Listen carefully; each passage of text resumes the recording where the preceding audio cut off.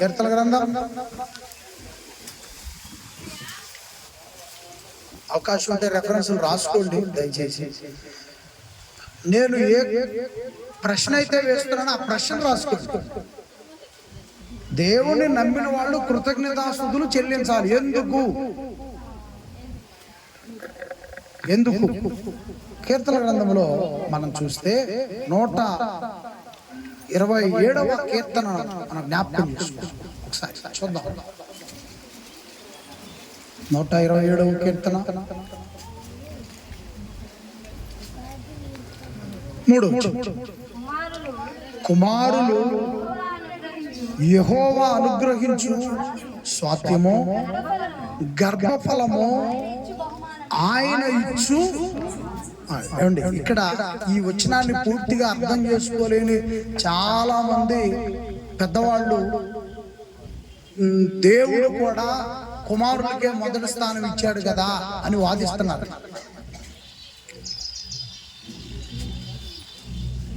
దేవుడు కూడా అబ్రహాముకు అబ్బాయినే ఇచ్చాడు కదా అని వాదిస్తున్నారు. దేవుడు ఈ 27వ కీర్తనలో కుమారులు యెహోవా అనుగ్రహించేది కుమారులే కదా, ఆయన మొదటి స్థానం కుమారులకే ఉంది కదా అని వాదిస్తున్నారు. దయచేసి ఈ వాదనకి ఈ రోజు ప్రసంగంతో గ్రామం అందరూ కూడా తెలుసుకోలేకపోవచ్చు, కానీ మీరైనా తెలుసుకోవాలని నేను కోరుకుంటున్నాను. నాన్న ఒకసారి డ్రామా నువ్వేరా అన్నాకి ఇచ్చిరా. ఈ పిల్లవాడు మగ పిల్లగాడేనా కనపడుతుంది అట్ట. నేను నల్లంలో నాగలేదు చూసి ఈ పిల్లవాడు ఎట్లా బాగున్నాడు కదా, అబ్బాయేనా? ఇప్పుడు ఏమంటున్నా అమ్మాయి బాగా రోజాలు వేసి దండేసి. మిమ్మల్ని ప్రశ్న అడుగుతున్నా, పెద్దవాళ్ళందరూ నాకు సమాధానం చెప్పండి. వీళ్ళిద్దరి నిర్మాణం ఎక్కడ జరిగింది? తల్లి గర్భం. వీళ్ళిద్దరికి దేవుడు నిర్మాణం ఎక్కడ జరిపించాడు? తండ్రిలో నుండి తీసుకొచ్చి తల్లి గర్భంలో. ఈ బిడ్డలిద్దరు తల్లి ఒక ఆమె ఇక్కడ కూర్చోండి. ఇప్పుడు వీడున్న గర్భంలోనే ఏమ కూడా ఉందా లేదా? ఈ అమ్మాయి పాప కూడా ఉందా లేదా? కదండి. ఆ రోజు దేవుడు ఆదాముకి జీవాత్మను వదిలేడు. అక్కడి నుంచి ఆయన ఆత్మ ఆడపిల్లలో ఉంది, మగపిల్లలో ఉన్నది తండ్రి ఆత్మ. ఏమని మంచం వేసి నిద్ర లేపింది తండ్రి ఆత్మేనా? ఈ బాబును కూడా మంచం వేసి నిద్ర లేపింది ఎవరు? తండ్రి ఆత్మనండి. ఇద్దరిలో ఉన్నది ఎవరి ఆత్మ? తండ్రి ఆత్మ. ఆయన ఎక్కడున్నాడు? పరలోకంలో ఉండి వీళ్ళిద్దరికి తన ఆత్మనిచ్చి జీవింపజేస్తున్నాడు. కూర్చున్నారు. అలా డబ్బులు అవమానపరచడమా కాదా? తెలుసుంటే, నువ్వు పూర్తిగా అర్థం చేసుకుంటే ఖచ్చితంగా అది అవమానపరచటమే. ఎందుకంటే ఇద్దరిలో ఉన్నది కన్న తండ్రి ఆత్మే. ఇద్దరిని జీవింపజేస్తుంది కన్న తండ్రి ఆత్మే. ఇద్దరికి ఒకే రక్షణ యేసు ప్రభు ఇస్తున్నాడు. అరే నువ్వు మగపిల్లగాడు అని 110, ఆడపిల్లవని 99 ఇవ్వట్లేదని రక్షణ. యేసు క్రీస్తు సిలువలో కార్చిన ప్రతి రక్తపు బొట్టు ఆడమగ అనేది ఆత్మకు లేదు. తండ్రి ఆత్మకు లింగ భేదం లేదు. మన తండ్రిలో ఉన్న ఆత్మకు లింగ భేదం లేదు.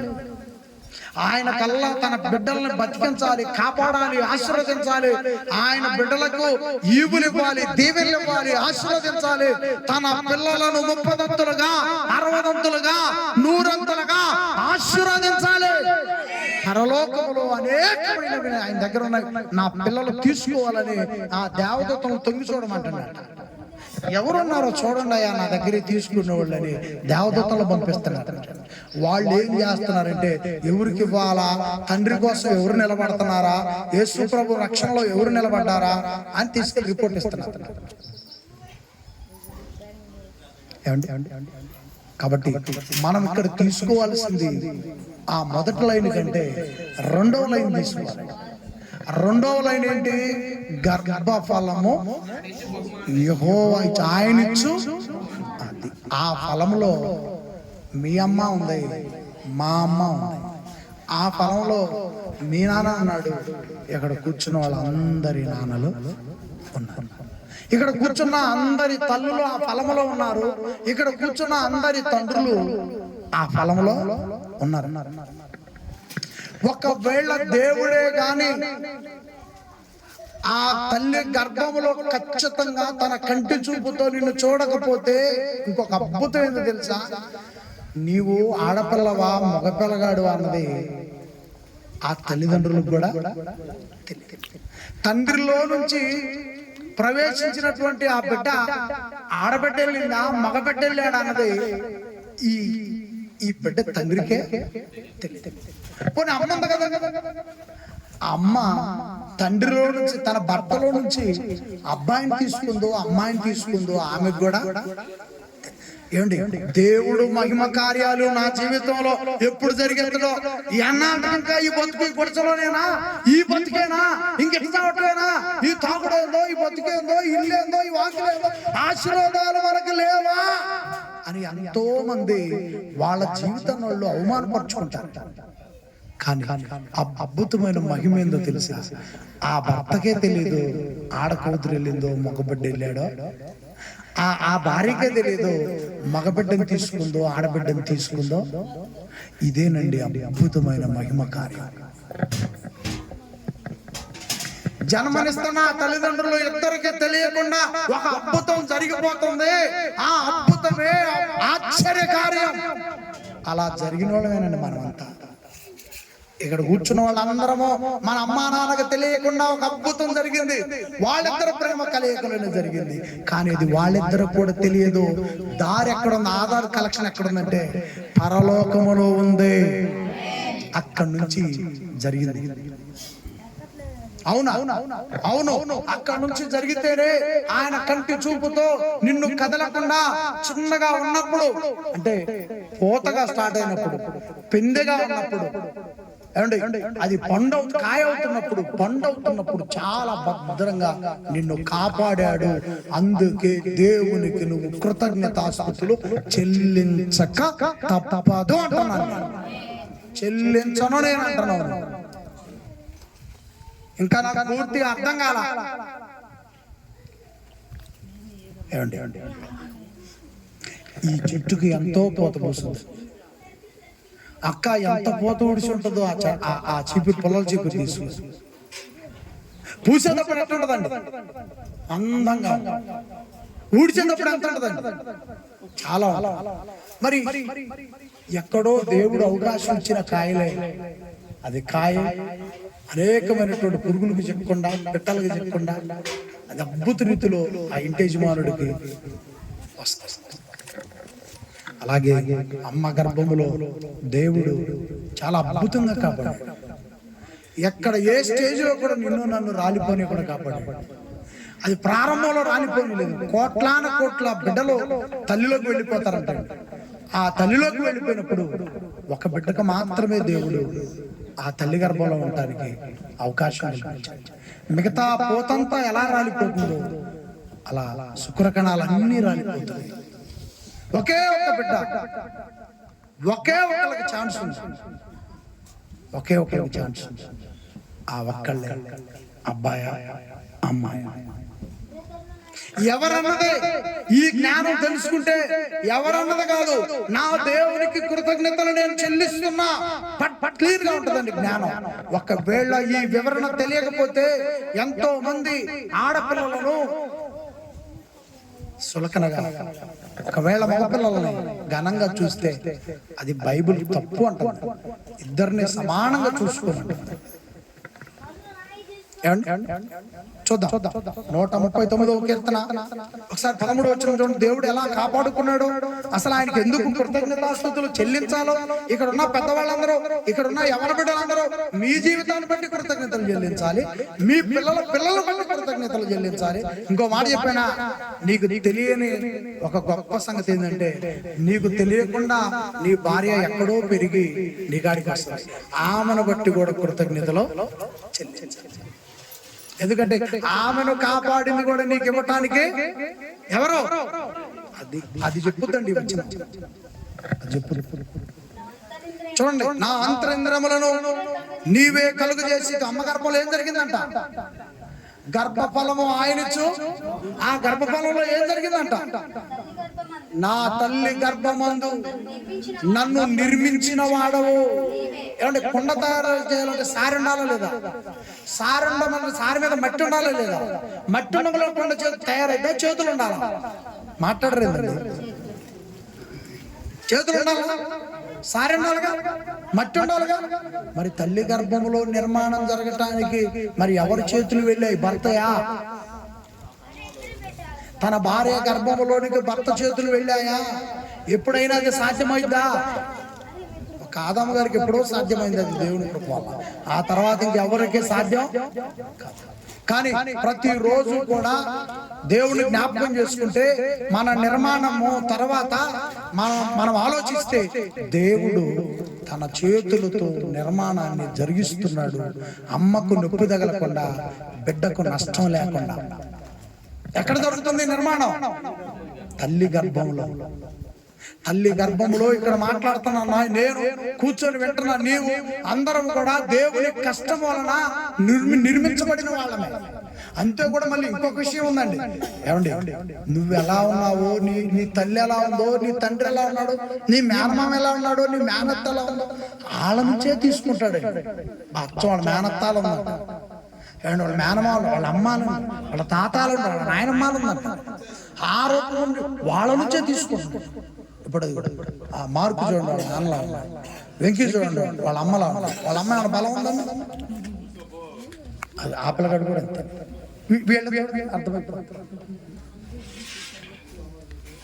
అది గాయత్రి అట్లంటే అట్ట ఉందండి కూతురు, వాళ్ళ అమ్మ పోలికి వచ్చింది.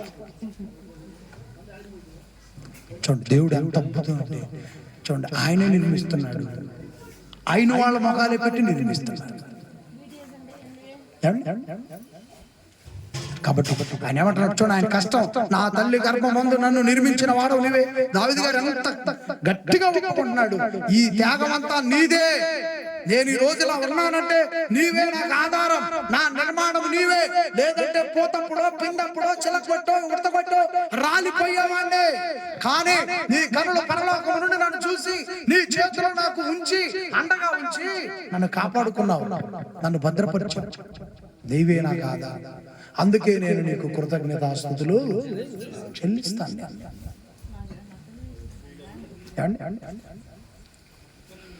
నీవు నన్ను కలుగు చేసిన విధము చూడగా భయమును ఆశ్చర్యమును నాకు పుట్టుచున్నవి, అందును బట్టి నేను నీకు కృతజ్ఞతాస్తుతులు చెల్లించుచున్నాను. ఆమె చెప్పండి అందరూ కూడా పెద్దగా దేవునికి చప్పట్లు కొడుతూ మహిమపరచండి ఆయన్ని. నీ రూపాన్ని నీ బిడ్డలకిచ్చి మరి ఎంత అద్భుతంగా మరొక రూపాన్ని నీ భార్య రూపంలో తీసుకొచ్చి నీకు కుటుంబాన్ని ఇచ్చి అంత అద్భుతం, ఎంత అద్భుతం. ఇంకొక మాట చెప్తాను, ఇంకొక మాట చెప్పి అమ్మ ఏమండి, బిడ్డలు ఎప్పుడైనా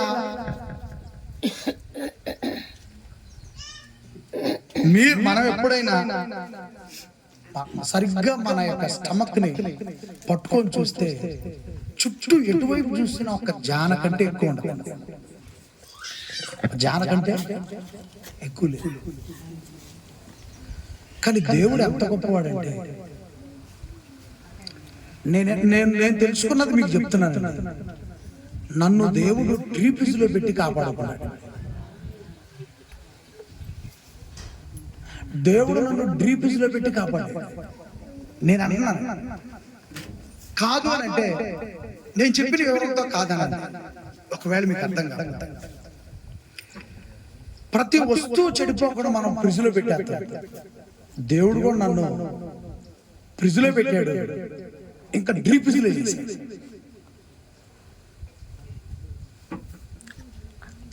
చెప్తానంటే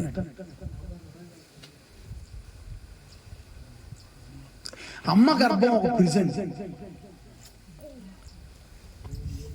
అమ్మ గర్భం ప్రిజన్ అంటే ఎన్నెన్ని పెడతాం ఫ్రిడ్జ్లో? మామిడికాయలు పెడతాం, థమ్సప్లు పెడతాం, కూరగాయలు పెడతాం, అంతే కదా. అమ్మ గర్భం ఒక ఫ్రిడ్జ్ లాంటిది. ఏమండి, అమ్మకు అన్నం ఒక పక్క దేవుడు ఖాళీ ఇచ్చాడు, అమ్మకు మంచినీళ్ళు ఒక పక్క ఖాళీ ఇచ్చాడు. అమ్మ పొట్టనే బిడ్డ ఎదిగే కొద్ది ముందుకు లాక్కొచ్చాడు. మరి నన్ను కాపాడింది, నిన్ను కాపాడింది ఒక ప్లేస్ ఉంది, అదే డీప్. అదే ఉమ్మని ఆమె చెప్పండి గట్టిగా, చప్పలు కొట్టండి, దేవుని మహిమపరచండి, దేవునికి మహిమ కలుగునుగాక. ఉమ్మ నీళ్ళల్లో నిన్ను మూట కట్టి, ఉమ్మ నీళ్ళలో నన్ను మూట కట్టి, చేయి బయటకు రాకుండా, ముక్కు బయటకు రాకుండా, అరికాలు బయటకు రాకుండా, ఇంత చురుకు తగిలిన బెజ్జం పడిపోద్దండి ఉమ్మ నీళ్ళకి. ఉమ్మ నీటి మూటలో మనల్ని భద్రం చేసేది. అది ఎక్కడ ఉంది? రోజు అమ్మ తీసి పక్కన పెట్టి సొప్పు పెట్టి నీళ్ళు పోసుకోవచ్చా? సాధ్యపడతా? అది కూడా అమ్మ గర్భంలోనే.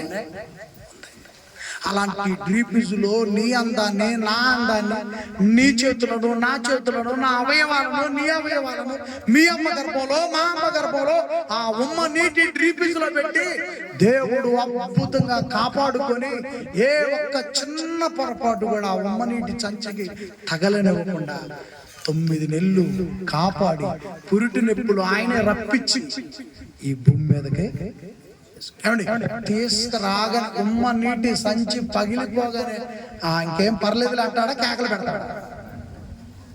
ఆసుపత్రి అంతా అదిరిపోవాలి డాక్టర్తో సహా. మరి ఉమ్మ నీళ్ళలో ఉన్నప్పుడు ఈ తల ఎక్కడ ఉంది? ఉమ్మ నీళ్ళలో. ఈ నోరు ఉమ్మ నీళ్ళు, ఈ చేతులు. అమ్మ గర్భంలో బయటకు రాగానే ఆ ఉమ్మ నీటి సంచిలో ఊపిరి ఎట్లుందో నాకు ఇప్పటికి అర్థం కావట్లా. ఇంకా చదువుతున్నా బైబిల్ని. అసలు ఎలా ఉంచావు ఆ ఉమ్మ నీటి పూర్వ ఆ మూటలో నాకు ఊపిరి ఎలా పోసావు? అప్పుడు తండ్రి అంటున్నాడు, ఆడకి రా చెప్తాను.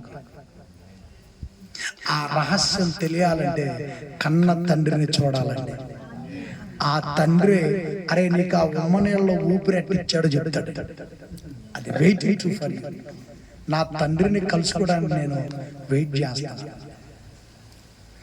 ఆ ఊపిరి నీకు అందింది ప్రియమైన వాళ్ళారా, ఆ ఊపిరి నాకు. ఇంత భద్రత మధ్య దేవుడు జీవితాన్ని ఇస్తే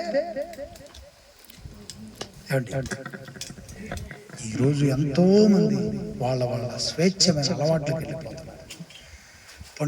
రక్షణ పొందుకున్న వాళ్ళ పరిస్థితి ఏంటంటే, బిడ్డ గురించి చెప్పాను, అయిపోయిందిరా. ఆమెకు దేవుడు ఆయురారోగ్యాలు తరతరాలు, ఆమెకు అధికమైన సంవత్సరాలు ఆ బిడ్డకు దేవుడు ఇచ్చి ఆశీర్వదించిన గాక. ఇక బాప్తిసం తీసుకున్న వాళ్ళ సంగతి తెలుసుకొని వెళ్ళిపోదాం, సరేనా? సెకండ్ కోటింగ్ అది కూడా చూద్దాం. ఇప్పుడు రక్షణ పొందిన ఎంతో మంది, రక్షణ పొందిన నేనేమనుకుంటున్నానంటే, మీరందరూ మంచి నన్నే చూపిస్తారు. గత కొన్ని సంవత్సరాలుగా మేము అచ్చంపేటలో సేవ చేస్తాం. ఎన్నో సంవత్సరాలుగా మేము సేవ జరిగిస్తామంటే, చెట్టు కిందకి వెళ్ళాం, పట్ట కిందకి వెళ్ళాం. ఇప్పుడు మా సోదరుడు చక్రి స్థలంలోకి వెళ్ళాం. ఇప్పుడు కొత్తగా నెట్టేసారు కదండి అచ్చంపేటలో. ఆ కొత్తగా నెట్టేసి పక్కన ఒక రేకులు వేసి ఉంటుంది, చాలా సింపుల్ గా ఉంటుంది. ఒక రోజు నన్ను నేనే ప్రశ్న వేసుకున్నాను కూర్చో, దేవా నా భక్తిలో లోపం చాలా ఉండి ఉంటుందయ్యా, నేనెందుకు ఎదగలేకపోతున్నాను, నేనెందుకు అనుకున్నవి సాధించుకోలేకపోతున్నాను, నీవే ఏదైనా కానీ నన్ను దుర్మార్గంగా చూస్తున్నావు అని నేనే దేవుణ్ణి అడుగుతున్నాను, ప్రార్థనలు అడుగుతున్నా. ఇట్ట నువ్వు నన్ను దుర్మార్గంగా చూస్తున్నావు, నీ చూపు నాకు సల్లంగా లేదు అని అడుగుతున్నాను. అలా అడుగుతున్నప్పుడు బైబిల్ చదువుకుంటా వచ్చా. అరే రోమపత్రిక 6వ అధ్యాయం ఒకసారి చదువురా అన్నాడు. చదివాను. ఆ చదివిన తర్వాత అర్థమైంది నేనెంత దుర్మార్గున్నాను. అంతకుముందు ఏమనుకున్నాను, నీవే నన్ను దుర్మార్గంగా చూస్తున్నావు, నన్ను న్యాయంగా చూడటం లేదనుకున్నా. కానీ రోమా పత్రిక చదివిన తర్వాత 6వ అధ్యాయం అపోస్తలుడైన పౌలు గారు బోధ విన్న తర్వాత నేను నా దేవునికి ఎంత ద్రోహం చేస్తున్నానో నాకు అర్థమైంది, నేను ఎంత ద్రోహిగా ఉన్నానో నాకు అర్థమైంది. అందుకే రా నిన్ను ఇంకా అక్కడే ఏందో చూద్దామా, నేను చేసిన ద్రోహం ఏందో, నాలో నా పొరపాట్లు ఏందో, దేవుడు నాకు ఎంత బుద్ధి చెప్పాడో ఒకసారి ఆలోచిద్దాం. రోమపత్రిక 6వ అధ్యాయం, రోమపత్రిక 6వ అధ్యాయం చూద్దామండి. క్రీస్తును నమ్మిన ప్రతి ఒక్కళ్ళు కూడా ఈ మాటలు వినాలి. చాలా మంచి విషయాలు ఉన్నాయి.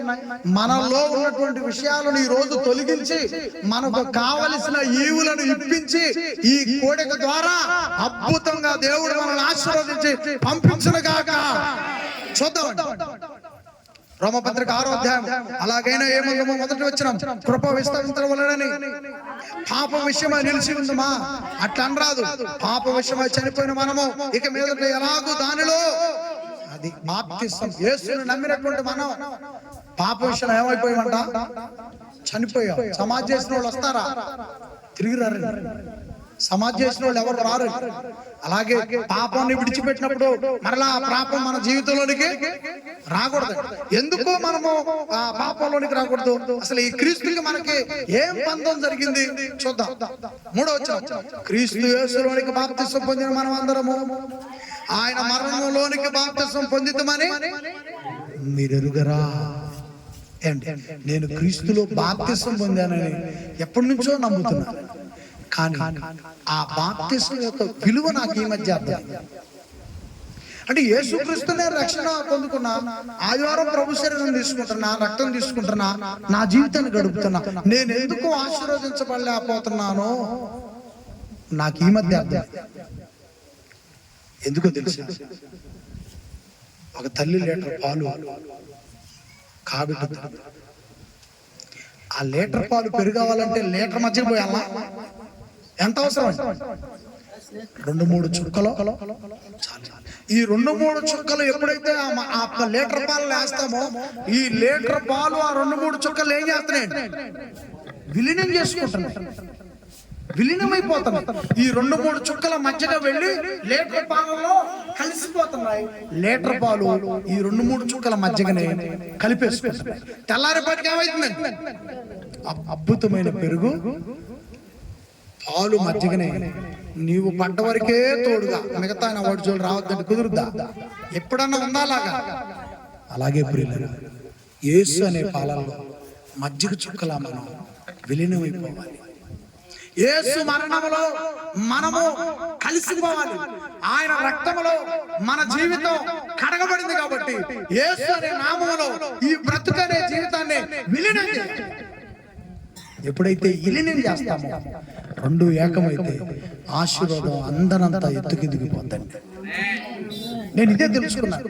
దేవా, నన్ను నీ మరణములో విలీనమైపోయే విధంగా, ఏదో బాప్తిసం తీసుకున్నా నీ క్రీస్తు యొక్క మరణము విలువ తెలుసుకోలేదు, నన్ను క్షమించు. ఎందుకు నేను ఇంకా ఉన్నతమైన స్థితిలోనికి ఎదగలేకపోతున్నానని నన్ను నేనే ప్రశ్న వేసుకున్నాను. ఆలోచన ఒకసారి చదవండి. ఆలోచన, ఎందుకు నేను విలీనమైపోలేకపోతున్నా? ఏలయనగా మనమికను పాపమునకు దాసులము కాకుండాటకు పాప శరీరము నిరర్ధకమగునట్లు మన ప్రాచీన స్వభావమును యేసుతో కూడా సిలువ వేయాలి. అంటే రక్షణ పొంది ఉన్నాననే జీవితంలో ఉన్నాను, కానీ ఏదైతే పాత అనుభవాలు ఉన్నాయో, ఏదైతే పాత ఆలోచనలు ఉన్నావో, పాత నిర్ణయాలు ఉన్నావో, వాటిని విడిచిపెట్టలేని జీవితాన్ని మనిషి గడుపుతున్నాడు. అందుకే తలగా ఉంచుతానన్న కన్న తండ్రి మాట మన బ్రతుకులు నెరవేరటలేదు. ఆయన అన్యాయస్తుడు, ఆయన మాట ఇచ్చాడు, నన్ను నమ్మిన నా పిల్లలందరినీ నేను తలగా నిలబెడతాను. మరలా ఆయన దాచిపెట్టుకోకుండా చెప్పాడు, నేను తోకగా మాత్రం ఉంచును. మరి ఆ కన్న తండ్రి అంత శబ్దం చేసి, ఆయన అంత పౌరుషంగా, ఆయన అంత దమ్ము ధైర్యంతో నేను నా పిల్లల్ని తలగానే ఉంచుతానంటే, ఇన్ని సంవత్సరాలైనా నేనెందుకు తలగా ఉండలేకపోయాను? నాలో ఏదో జరుగుతుంది. అంతకు ముందు ఒకవేళ ఈ చెయ్యి దుర్మార్గం దొంగదనుకోండి, జేబులో పరుసునో గొలుసునో కొట్టేసి అనుకోండి, ఇప్పుడు వద్దనుకోండి. మరి వద్దనుకున్నప్పుడు ఏం చేయాలి? చెయ్యి ఒకప్పుడు ఏవేవైతే చేసిందో అవి మానుకున్న ఈ చెయ్యి క్రీస్తులోనికి వచ్చినాక ఈ చెయ్యి బైబిల్ కొట్టుకోవాలండి. ఆమె చెప్పడం, ఈ చెయ్యి బైబిల్ చదవాలండి. ఈ చెయ్యి బైబిల్ చదవడానికి సహకరించాలి. ఈ చెయ్యి దేవుని వద్ద నుండి పొందుకోవాలండి. ఈ చెయ్యి దేవునికి ఇవ్వాలండి. మరి జరుగుతుందా? అంటే ప్రాచీన స్వభావాన్ని విడిచిపెట్టవే గాని నవీన స్వభావంలోనికి రాలా. అంటే బైబిల్ విడిచిపెట్టిన, లోకముని విడిచిపెట్టిన ఆ చేత్తో బైబిల్ పట్టుకోవాలా? లోకములో విడిచిపెట్టిన ఆ చేత్తో దేవుని ఎదురును పొందుకోవాలా? లోకములో విడిచిపెట్టిన ఆ చేత్తో దేవునికి ఇవ్వాలా? లోకము విడిచిపెట్టిన ఆ చేత్తో దేవుని పనులు జరిగించాలి. ఇవి నవీన స్వభావం. అప్పుడు దేవుడు నిన్ను తలగా ఉంచుతానన్న మాట అద్భుతంగా మన జీవితాల్లో నెరవేరుతుంది.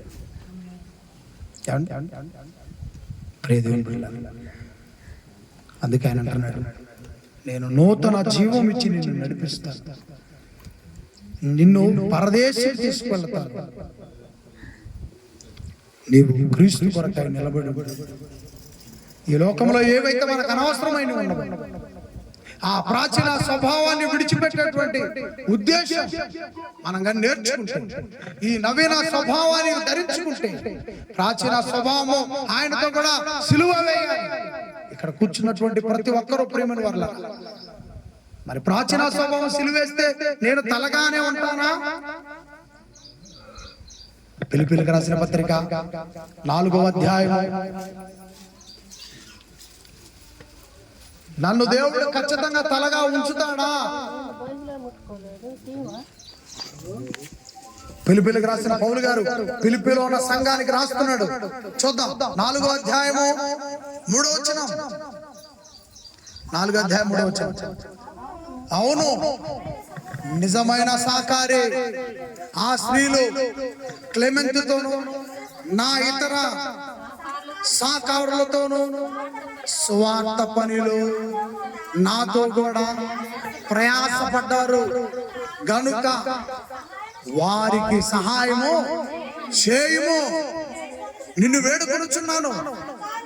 ఆ సాకారుల పేరులు ఎక్కడుందండి? ఈ గ్రంథం ఎక్కడుంది? పరలోకములో కన్న తండ్రి దగ్గర ఉందండి. ఈ భూమి మీద దేవుని కొరకై నిలబడితే మనము ఈ భూమి మీద కొన్ని కార్డులు ఉన్నాయండి. మనకి ముఖ్యమైనది రేషన్ కార్డు, ఇంకా ముఖ్యమైనది ఆధార్ కార్డు. ఇవన్నీ మన దగ్గర ఉన్నాయి. నీ జనన మరణాలు పంచదాక్షలో రాస్తారు. కానీ దేవుని కొరకు నువ్వు చేసే సేవంతా, దేవుని కొరకు నువ్వు చేసే మంచి పనంతా ఈ లోకంలో లేని పుస్తకం, అది దేవుని దగ్గర ఉంది. ఆ పుస్తకం పేరే జీవ గ్రంథం. ఆ గ్రంథంలో ఏముంటదంట? పేరు. నీ పేరు, నీ పేరు. ఆ తండ్రి తన గ్రంథంలో నీ పేరు రాసుకుంటే ఈ భూమి మీద నిన్ను తలగా నిలబెట్టి నిన్ను ఆశీర్వదించి, ఇక నువ్వు అనుకోవచ్చు ఆశీర్వదించబడటం అంటే ఇక్కడ నుంచి వెళ్ళిన తర్వాత ఒక 2 సెంట్లు స్థలం, వెంటనే దానిలో ఇల్లు, దాని ఓపెనింగ్, దాని షోకేసులు ఎదురు కనపడితే అట్టాలనుకున్నారు. ఆశీర్వాదం అంటే ప్రియులరా, అది నీ ఆత్మకు సంబంధించింది. వసతులు నీ శరీరానికి సంబంధించింది. వసతులు మన శరీరానికి సంబంధించినవి, ఆశీర్వాదం అనేది ఆత్మకు సంబంధించింది. జీవ గ్రంథములో పేరుంటే ఈ లోకములో ఒకవేళ ఏదైనా ఇబ్బంది ఎదురైనా ఒక్కసారి పేదవాడైన లాజరు జ్ఞాపకం చేసుకోండి. అతని జీవితంలో శరీరానికి సంబంధించిన ఏ వసతి లేదు, కానీ ఆయన ఆత్మకు సంబంధించి మాత్రం పుష్కలంగా ఉన్నాయి పరలోకపు ఆశీర్వాదాలు. ఆయన ఈ లోకాన్ని విడిచిపెట్టగానే ఎవరు వచ్చారంట? దేవదూతలు వచ్చారంట. ఈ రోజు ఆయన ఈ భూమి మీద అనుభవించని ఏవైతే సుఖాలు ఉన్నావో ఇవి శాశ్వతము కాని, కానీ ఈ రోజు లాజరు గారు పరదేశంలో అనుభవిస్తున్న సుఖాలు శాశ్వతమైనవి. అవును. అంటే ఈ భూమి మీద మనకు వద్దా 2 సెంట్ల స్థలం? లేదండి, మీరు అందరూ ప్రార్థన చేయండి. అచ్చంపేటలో మార్కు మేము నిన్ననే మాట్లాడుకున్నాం. అచ్చంపేటలో స్థలం కావాలయ్యా, మనకు కావాలండి. కావాలి. కానీ అదే జీవితం అనుకోవద్దు. అదే జీవితం జీవ గ్రంథంలో మన పేర్లు ఉంటే నరకాన్ని తప్పించుకుంటాం. జీవ గ్రంథంలో మన పేర్లుంటే ఇక్కడ చెడ్డ ప్రవర్తన తప్పించుకుంటాం. జీవ గ్రంథంలో మన పేరుంటే మనల్ని దూషించే వాళ్ళు లేకపోతే హీనంగా మాట్లాడే వాళ్ళ నుంచి తప్పించుకుంటాం. జీవ గ్రంథంలో మన పేరుంటే నువ్వు గొర్రెను పట్టుకున్నా, గేదెను పట్టుకున్నా, 4 గొప్పల విత్తనాలు పట్టుకున్నా, నువ్వు జీవ గ్రంథంలో పేరుంటే నువ్వు మాట్లాడినా, పాడినా, చూసినా, జీవ గ్రంథంలో పేరుంటే నువ్వు ఏ పని చేసినా, ఏ ప్రయత్నం ప్రారంభించినా అది మంచిదైతే ఆశీర్వదించబడతావు. జీవ గ్రంథంలో పేరు, జీవ గ్రంథంలో పేరు విలువ తెలియాలంటే నీ జన్మ విలువ తెలియాలి. ముందు నీ జన్మ యొక్క విలువ తెలిసింది, జీవ గ్రంథం పేరు యొక్క విలువ తెలుసు. జన్మ విలువ ఎందుకో తెలుసా? అమ్మ గర్భం నీకు కనపడుతుంది, తల్లి ఉంది కాబట్టి. జీవ గ్రంథం కనిపించండి, పరలోకంలో ఉంది కాబట్టి. నువ్వు అమ్మను చూసి దేవుడు నీకు, తండ్రిని చూసి, తల్లిని చూసి దేవుడు నీకు చేసిన అద్భుతాన్ని, ఆశ్చర్యాన్ని నువ్వు జ్ఞాపకం చేసుకుంటే ఆ జ్ఞాపకములో క్రీస్తు ఉంటాడు. ఆ క్రీస్తు కన్న తండ్రి గురించి చెప్పిన అనుభవాలు ఉన్నాయి. పరిశుద్ధాత్మవాడు నిన్ను నడిపిస్తాడు. నీ జీవితం పవిత్రమైన ప్రవర్తనతో బ్రతుకుతావు. మన పేరు జీవ గ్రంథంలోనికి ఇంకా ఇలా అద్భుతంగా చెప్పగలను.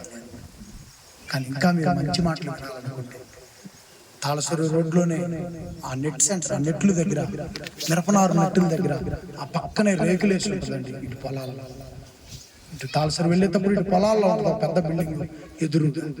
మీకు వినాలనిపిస్తే, తెలుసుకోవాలనిపిస్తే తప్పకుండా ఆదివారం 11 గంటలకి అక్కడ ఏర్పాటు చేస్తాం. తప్పకుండా రండి, వినండి, దేవుని దీవెనలు పొందండి. ప్రియులారా, ఈ పరలోక సంగతులు నా దగ్గర ఎన్నో ఉన్నాయి, ఇంకా ఎన్నో చెప్పగలను. కానీ సమయం లేదు కనుక ఇంతటితో నా తండ్రి మాటలను ముగిస్తున్నాను. ఇంకా మీరు తెలుసుకోవాలంటే తప్పకుండా అక్కడికి రావాలని మిమ్మల్ని ప్రేమతో ఆహ్వానిస్తున్నాను. మీరు ఎక్కడికి వెళ్ళని వాళ్ళు అయితే అక్కడికి రండి తప్పకుండా. ఇంత మంచి మాటలు చెప్పించినటువంటి దాసు గారికి, అక్కగారికి, నా కుమారుడికి, వారి కుటుంబ సభ్యులందరికీ ప్రత్యేకమైన వందనములు తెలియజేస్తా ఉన్నాను. పాప చిన్నామది పుట్టినరోజు కేక్ ఉంది, కట్ చేసి మనం చివరి ప్రార్థన చేసుకుంటాం. ఈలోగా కీర్తన